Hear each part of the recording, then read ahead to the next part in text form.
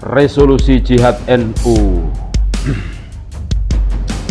ketika mendengar bahwa sekutu mau datang ke Indonesia, Bung Karno bermusyawarah kepada para petinggi-petinggi negara. Namun upaya itu tidak membuahkan hasil. Bung Karno galau. Ia menghitung jika sampai terjadi peperangan secara matematis tidak akan mungkin mengalahkan sekutu. Persenjataan mereka jauh lebih lengkap dan keahlian militernya lebih memadai.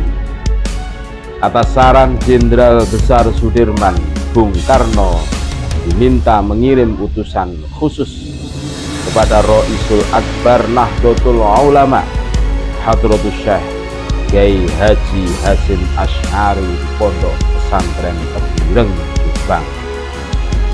Tujuannya meminta fatwa Kiai Hasyim tentang hukumnya berjihad membela negara yang notabene bukan negara Islam seperti Indonesia. Kiai Hasyim lantas memanggil Kiai Haji Wahab Hasbullah dari Tambak Beras, Jombang.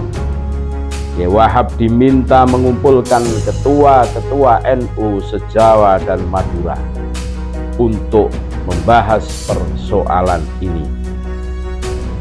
Bukan hanya itu, Kiai Hasyim juga meminta kiai-kiai utama NU melakukan sholat istikharah. Salah satunya Kiai Abbas dari Buntet, Cirebon, Jawa Barat. 21 Oktober 1945, seluruh delegasi NU se-Jawa dan Madura telah berkumpul di kantor pusat Ansor di Jalan Bubutan, Surabaya. Kiai Hasyim memimpin langsung pertemuan tersebut. Kemudian dilanjutkan Kiai Wahab Hasbullah. Setelah melalui diskusi yang cukup panjang dan mendengarkan hasil sholat istikharah Kiai utama NU, esok siangnya tanggal 22 Oktober 1945, pertemuan menghasilkan 3 rumusan penting yang kemudian dikenal dengan Resolusi Jihad NU. Pertama, tiap masyarakat tua, muda, dan miskin sekalipun wajib memerangi orang kafir yang merintangi kemerdekaan Indonesia. Kedua, pejuang yang mati dalam membela kemerdekaan layak dianggap syuhada. Ketiga, warga yang memihak kepada Belanda dianggap memecah belah persatuan, dan oleh karena itu harus dihukum mati. Dokumen resolusi jihad ditulis dalam huruf Arab Jawa atau Pikon, ditandatangani Kiai Haji Hasyim Asy'ari, disebarluaskan ke jaringan pesantren tak terkecuali komandan-komandan Laskar, Hizbullah, dan Sabilillah di seluruh penjuru Jawa dan Madura. Dokumen resolusi jihad juga dimuat di sejumlah media massa pergerakan. Hanya berselang 3 hari pasca resolusi jihad, 6.000 tentara sekutu mendarat di Pelabuhan Tanjung Perak, Surabaya dengan persenjataan lengkap. Mendengar kedatangan pasukan penjajah, ribuan santri dan kiai dari penjuru Jawa Timur bergerak menuju Surabaya.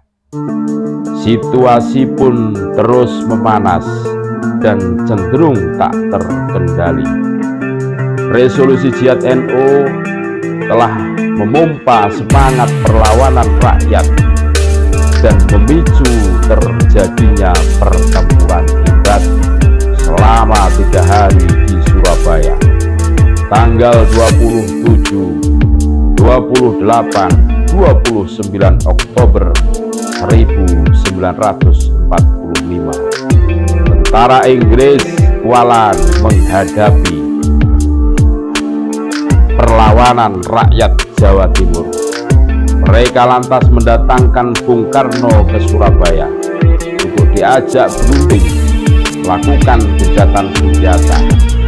Pagi hari tanggal 30 Oktober, gencatan senjata ditandatangani pemerintah Indonesia dan Inggris.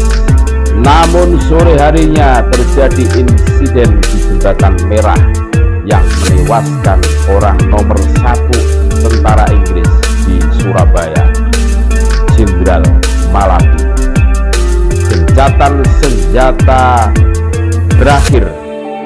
Pengganti Malabi, Jenderal Robert Mansur, mengultimatum Laskar Pejuang dan tentara agar menyerahkan senjata kepada Inggris paling lambat tanggal 10 November 1945. Jika tidak, Inggris mengancam akan membumi hanguskan Surabaya.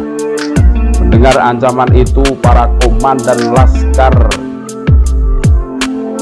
Hizbullah, Sabilillah, Mujahidin, TKR, para santri marah besar.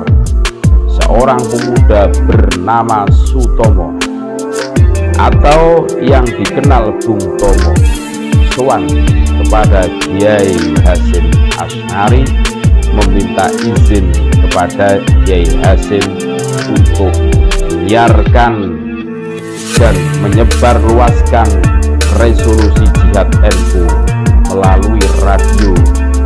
Pertempuran 10 November membuat malu tentara Inggris. Target mereka menguasai Surabaya 3 hari tak terbukti. Bahkan di hari yang kedua, Inggris kehilangan Jenderal Robert Mansur. Artinya dalam 1 bulan menghadapi arek-arek Surabaya, mereka kehilangan 2 jenderal terbaiknya. Perang Surabaya terjadi 3 minggu. Pekik takbir dan pekik merdeka terdengar menjadi semangat para pejuang-pejuang bangsa.